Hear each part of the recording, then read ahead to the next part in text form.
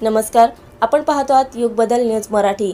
सकल मराठा क्रांती मोर्चा अकोला जिल्ह्याच्या वतीने अकोला जिल्हाधिकारी यांच्या मार्फत मुख्यमंत्री महाराष्ट्र राज्य यांना निवेदन सादर। मनोज जरांगे पाटील यांच्या विरुद्धची SIT चौकशी रद्द करण्यात यावी याकरिता सकल मराठा क्रांती मोर्चा अकोला जिल्ह्याच्या वतीने जिल्हाधिकारी यांना निवेदन देण्यात आले। तसेच मराठा आरक्षणाच्या आंदोलनाच्या दरम्यान आंदोलकावर दाखल झालेले गुन्हे मागे घेण्यात यावे। मनोज जरांगे पाटील यांनी सुचवल्याप्रमाणे शासन निर्णयामध्ये सगळे सोयरे अंतर्भाव करण्यात यावे आणि मनोज जरांगे पाटील यांना जीवाचा धोका असल्यामुळे त्यांना झेड सुरक्षा देण्यात यावी इत्यादी मागण्यांकरिता जिल्हाधिकारी यांना निवेदन देण्यात आले।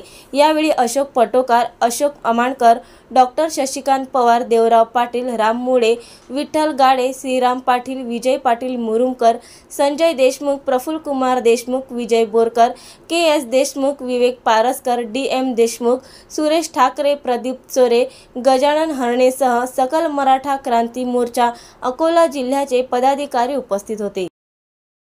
माननीय मनोज जरांगे पाटील मराठा योद्धा यांनी मराठा आरक्षणाचा लढा हा अंतरवाली सराटी इथून चालू करून पूर्ण महाराष्ट्रामध्ये तो पसरवलेला आहे।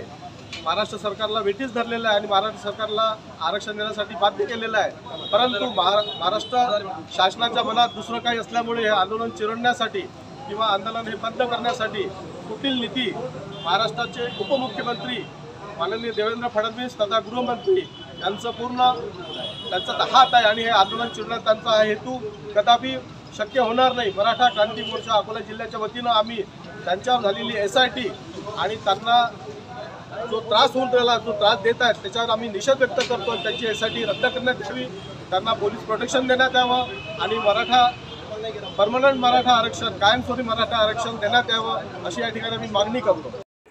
नवीन अपडेट मिळविण्यासाठी चॅनलला लाईक आणि सबस्क्राईब नक्कीच करा।